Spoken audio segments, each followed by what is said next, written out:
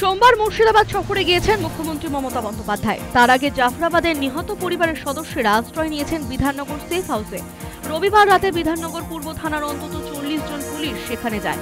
অভিযোগ, দরজা ভেঙে তাদের তুলে নিয়ে যাওয়ার চেষ্টা করে বিধাননগর পূর্ব থানার পুলিশ। নিরাপত্তা চেয়ে ঘটনার বিরুদ্ধে অভিযোগ তুলে সোমবার কলকাতা হাইকোর্টে মামলা দায়ের করে নিহত পরিবারের সদস্যরা। মঙ্গলবার সেই মামলার শুনানি। ওই বাড়ি তো ভাঙচুর করলে আমাদেরকে দেখে সবকে বলছে কি বাহির হতে বলছে, না হলে দরজা ভেঙে দেবো। দরজা ভাঙচুর করে ফেলে দিলে বলছে এখানে সব লোক আছে। ও বলছে কি এখানে কিডন্যাপ করে নিয়ে এসেছে। বলছে না, আমরাকে কিডন্যাপ করে আসেনি, আমরা নিজের ইচ্ছায় এসেছি।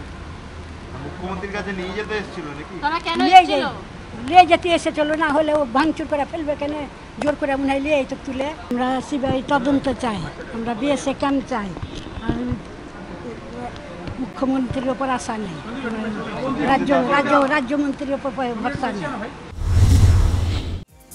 পুলিশের দাবি তাদের অপহরণ করা হয়েছে। যদিও মৃত চন্দন দাসের স্ত্রী জানিয়েছেন স্বইচ্ছায় কলকাতায় এসেছেন তারা। ভরসা করি না, আর যদি ভরসায় যদি করবো কত ফোন হচ্ছে, চলে এলো তো আমার স্বামীও ফোন হতো, আমার শ্বশুরও ফোন হতো না। মৃত্যু হওয়ার পর 4 ঘন্টা পর পুলিশ প্রশাসন এসছে। 4 ঘন্টা পর আগে চলে এলো তো ফোন, আমার স্বামীও ফোন হতো, আমার শ্বশুরও ফোন হতো না।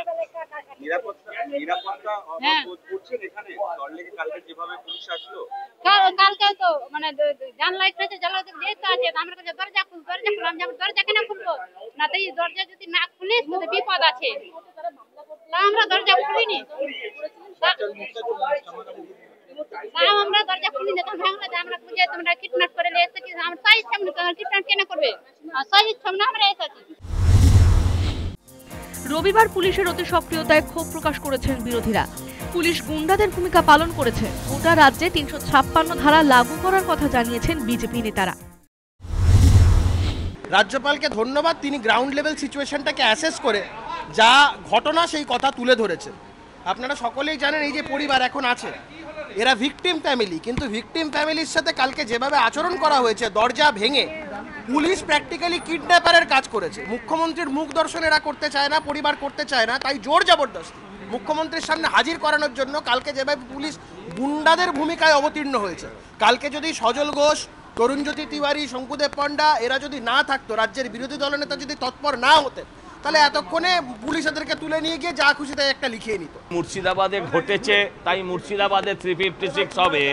আর যে জেলাগুলো ঘটার অপেক্ষায় আছে সেই জেলাগুলোয় অবাধ সন্ত্রাস, গোপন সন্ত্রাস চলতে থাকবে। এটা কখনোই কাম্য নয়। তাই শুধু দুটো জেলায় করে কোনো কিছু লাভ হবে না, করতে গেলে পুরো রাজ্যে করতে হবে। জীবনের দুটো সবচেয়ে বড় সম্পদ, 4 ঘন্টা ধরে তাদের ক্ষত বিক্ষত দেহ, রক্তাক্ত দেহ তোলার লোক ছিল না, তখন পুলিশ আসতে পারেনি। এখন পুলিশ এসছে কেন? এদের কাছে ফোন ছিল না? ফোন করলে জানা যেত না এটা কিডন্যাপড হয়েছে কিনা? নাটক করতে এসছে, ইয়ার্কি মারছে। গায়ের জ্বালা মেটানোর জন্য দরজাটা ভেঙে দিল। এর থেকে নির্লজ্জ বেহায়া পুলিশ পৃথিবীতে আছে কিনা, স্কটল্যান্ড ইয়ার্ড বলে তো, পৃথিবীর ইতিহাসে এরকম কোনো পুলিশ আছে কিনা আমার জানা নেই। সোমবারে মুর্শিদাবাদে গিয়েছেন মুখ্যমন্ত্রী মমতা বন্দ্যোপাধ্যায়। শকুনি মামা দয়া করে হবেন না, লাল শাক আর লাউ শাক এক নয়। পরিষ্কার বলছি, আমি নয় দুটো পরিবারের সাথে দেখা করে 10 লক্ষ টাকা করে আমাদের কমিটমেন্ট ছিল, হাতে তুলে দিয়ে আসতাম। তো আপনারা লুকিয়ে নিয়ে গেলেন কেন? এটা কিডন্যাপিং করে নিয়ে যাওয়া নয়, কাউকে নিয়ে যাওয়া।